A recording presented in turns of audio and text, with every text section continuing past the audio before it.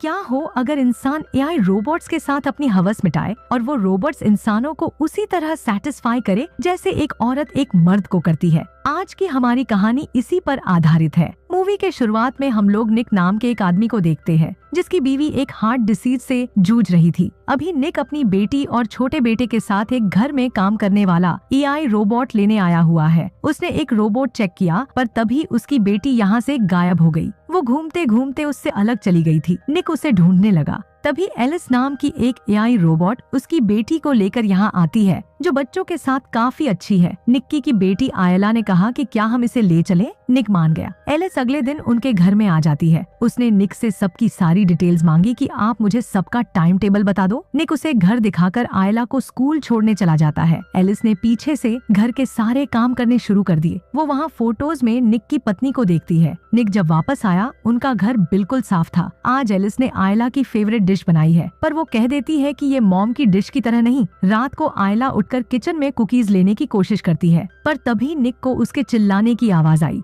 आयला चेयर से गिर गई थी पर एलिस ने उसे पकड़ लिया। इसी बीच एलिस को चोट लग गई थी। वो अपने घाव पर बैंडेज लगाती है। निक उसे अपनी वाइफ के कपड़े देने आया तो इतनी देर में ही उसकी चोट भर गई थी। अगले दिन वो सभी निक की पत्नी मैगी को मिलने गए। एलिस भी उनके साथ जाती है। मैगी का कुछ दिनों में हार्ट ट्रांसप्लांट होना था। निक और मैगी बात करने लगे कि कैसे ये ट्रांसप्लांट होते ही वो दोनों एक दूसरे को सेटिस्फाई करेंगे। फिर हम लोग निक को काम पर देखते हैं। यहाँ भी पूरी दुनिया की तरह एआई रोबोट्स इंसानों की जगह लेने लगे थे। निक अपने बॉस को कहता है कि तुम ऐसा नहीं कर सकते पर वो अपने पैसे बचाने के लिए सभी इंसानों को काम से निकालना होगा। निक का बॉस कहता है कि टेंशन मत लो, मैं तुम्हें नहीं निकाल रहा, तुम यहीं रहोगे। निक अपने घर जाता है। वो यहाँ आते ही आयला के साथ बिजी हो गया। एलिस अकेले में उससे जाकर पूछती है कि क्या हुआ, तुमने आज खाना भी ढंग से नहीं खाया, कुछ हुआ है तो तुम मुझे बता सकते हो। निक ने अपने काम की बात एलिस से शेयर की कि मैं अपने साथी वर्कर्स को 10 सालों से जानता हूँ और अब उन्हें निकाल दिया जाएगा। एलिस इसके बाद आयला को ब्रश करवाती है।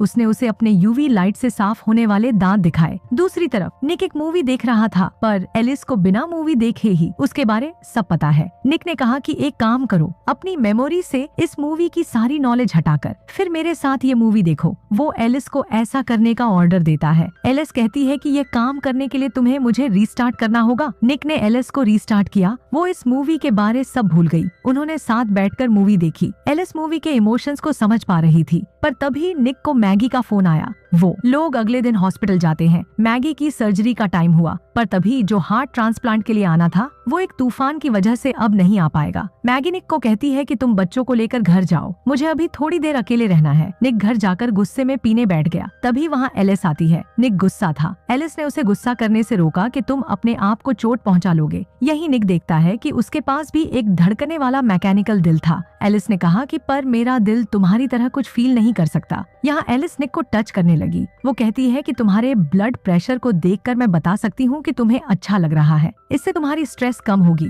पर निक ने मना कर दिया। वो यहाँ से चला जाता है पर ये चीज उसके दिमाग से नहीं निकलती। अगले दिन वो अपने काम पर गया। यहाँ सारा काम अब रोबोट्स कर रहे थे। निक मैगी के पास गया। वो बिल्कुल मरने को तैयार थी। उसके अंदर कोई उम्मीद नहीं बची। निक वापस घर गया तो वो देखता है कि उनकी फैमिली फोटोज में से मैगी की फोटो गायब थी। उसने एलिस से इसके बारे पूछा। वो कहती है कि तुम्हारी बेटी फोटोज देखकर दुखी हो रही थी तो मैंने उन्हें हटा दिया। निक कहता है कि फोटोज वापस लाओ। वो यहाँ से अपने दोस्तों के पास जाता है। ये वही लोग थे जो पहले निक के साथ काम करते थे और इस वक्त वो बहुत नाराज हैं। उनका एक साथी मोंटी उन्हें उनके पहले काम करने वाली जगह पर ले गया। वो निक को कहता है कि मैं अंदर अपना कुछ सामान भुलाया हूँ, बस वही लेने जाना है। पर अंदर पहुँचते ही मंटी निक की बेटी का ईयर ऑफ बर्थ याद कर कोट में भर देता है। ये चैम्बर खुल गया। इसमें से एक रोबोट बाहर आता है। मोंटी ने उसका सर तोड़ डाला। वो लोग निक को पकड़कर सभी के सभी रोबोट्स को तोड़ डालते हैं। निक अपने घर चला गया पर तभी उसके शावर के बाहर एलिस आ गई थी। उसने निक की पत्नी के कपड़े डाल रखे थे। निक पूछता है कि तुमने ये क्यों डाल रखे हैं? एलिस ने कहा क्योंकि तुम्हारी वाइफ की स्मेल तुम्हारे बेटे को खुश करती है। पर निक के कहने पर एलिस ने ये कपड़े उतार दिए। एलिस पूछती है कि क्या अब सही है? वो निक के करीब आने लगी। वो कहती है कि मैं तुम्हारा सारा दुख दूर कर सकती हूँ। निक ने उसे मना करने की कोशिश की पर एलिस निक की आंखें बंद कर उसकी पत्नी मैगी की आवाज निकालना शुरू शुरू कर देती है। निक को मैगी की आवाज सुन ऐसा लगा कि यहाँ मैगी है। उन दोनों के बीच सब हो गया। सुबह निक को इस बात का बहुत रिग्रेट होता है। उसने तभी के तभी एलिस को कहा कि कल रात जो हुआ उसे भूल जाओ, वो दोबारा नहीं होना चाहिए। एलिस कहती है कि पर रात को तुम्हारी स्ट्रेस कम हुई थी तो उन्हें गुस्सा हो गया कि मुझे बार बार ऐसे चेक करना बंद करो। वो आयला को लेकर स्कूल निकल गया। इधर उनके काम पर पुलिस आई हुई थी।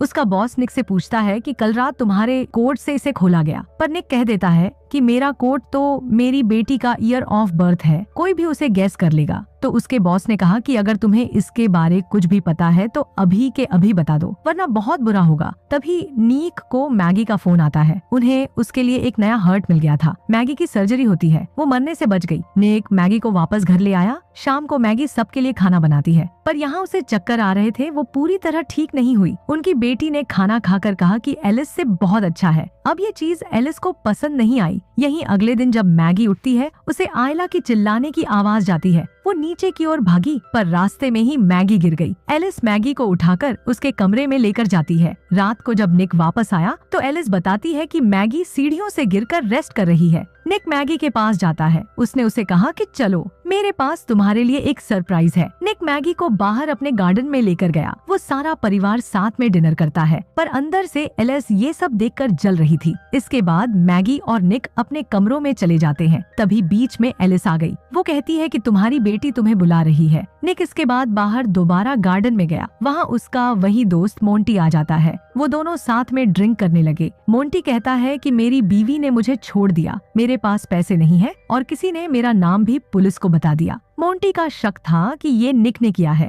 वो दोनों आपस में बहस करने लगे। मोंटी ने निक को मारना शुरू कर दिया। वो उसके सर पर बोतल फोड़ने ही वाला होता है कि एलिस आ गई, पर निक एलिस को मोंटी पर हमला करने से रोकता है। मोंटी ने कहा कि कल तक अपने बॉस से बात करो कि मेरे ऊपर लगे फाइन्स हटाए, वरना मैं तुम्हारा भी नाम उसको बता दूंगा। निक यहाँ से जाकर सो गया। यहीं दूसरी तरफ मंटी अपनी पत्नी को वॉइस नोट भेज रहा था कि प्लीज मेरे पास वापस आ जाओ, पर वहाँ एलिस आ जाती है। उसने मोंटी को कहा कि तुम निक को और परेशान नहीं कर सकते, वो पहले से ही स्ट्रेस में है। मोंटी एलिस की बात नहीं सुनता। उसने उस पर गन तान दी, पर एलिस मोंटी से ज्यादा ताकतवर थी। वो पहले मोंटी की रोबोट को मारती है और फिर मोंटी को। सुबह निक अपने बॉस के पास पहुंचा। वो उसे कहता है कि प्लीज मोंटी के ऊपर लगे इल्जाम हटा दो, पर यहाँ उसके बॉस ने निक को बताया कि मोंटी तो मर गया है। निक को इस बात पर विश्वास नहीं होता। इधर उनके घर में एलिस मैगी की मदद करती है। वो कहती है कि मैं तुम्हें छोड़कर नहीं जा सकती, क्योंकि तुम्हारी दवाइयों की वजह से तुम बेहोश हो सकती हो और यहाँ बाथ टब में तुम मर भी जाओगी। एलिस मैगी को कहती है कि निक पहले से ही बहुत स्ट्रेस में है और ये सब उसको और दुख देगा, खास करके जब तुम उसको पूरी तरह सेटिस्फाई नहीं कर पा रही। मैगी पूछती है कि तुम्हें कैसे पता कि वो सेटिस्फाई है या नहीं। एलिस ने कहा कि जब निक सेटिस्फाई होता है, उसका ब्लड प्रेशर और स्ट्रेस कम होती है। मैगी समझ जाती है कि निक और एलिस ने सब कुछ कर रखा है। मैगी ने गुस्से में एलिस को गैराज में भेज दिया। वो निक से इसके बारे पूछती है। निक ने सफाई देने की कोशिश की कि मैगी वो एक मशीन है, पर यहाँ उनका बेटा मैक्स ऊपर रो रहा था। एलिस ने मैक्स की रोने की आवाज सुनी। उसे याद आता है कि मैक्स रोकर हमेशा निक को तंग करता है। उसने ले जाकर मैक्स को बाथ टब में डाल दिया। ये सब यहाँ आयला देख लेती है। उसने निक को बताया। निक बाथरूम के अंदर जाने की कोशिश करने लगा, पर एलिस ने दरवाजा पकड़ रखा था। मैगी दूसरी तरफ से एक खिड़की में से अंदर आई तो एलिस ने उसे भी पकड़ लिया। निक अंदर आकर उसे छुड़ाता है। एलिस गुस्सा हो गई। निक ने एलिस को बिजली का झटका दे दिया। वो बंद होकर गिर जाती है। मैक्स को हॉस्पिटल ले जाया गया। यहाँ मैगी निक को कहती है कि बच्चों के साथ मैं अकेली जाऊंगी, मुझे सब सोचने के लिए थोड़ा टाइम चाहिए। तो दूसरी तरफ कंपनी वाले एलिस को रिपेयर के लिए ले गए, पर यहाँ जैसे ही वो एलिस के दिमाग को निकालकर अपने सिस्टम से कनेक्ट करते हैं, एलिस ने उनके पूरे सिस्टम को ही हैक कर लिया। वो अपने आप को पूरे सिस्टम में कॉपी कर देती है। एलिस ने एक दूसरे रोबोट को कंट्रोल कर इन लोगों को भी मार दिया। सीन शिफ्ट होता है हॉस्पिटल में, जहां निक का पूरा परिवार बैठा था, पर निक अकेला एक बार में दुखी होकर पी रहा है। तभी वहां एलिस आ गई।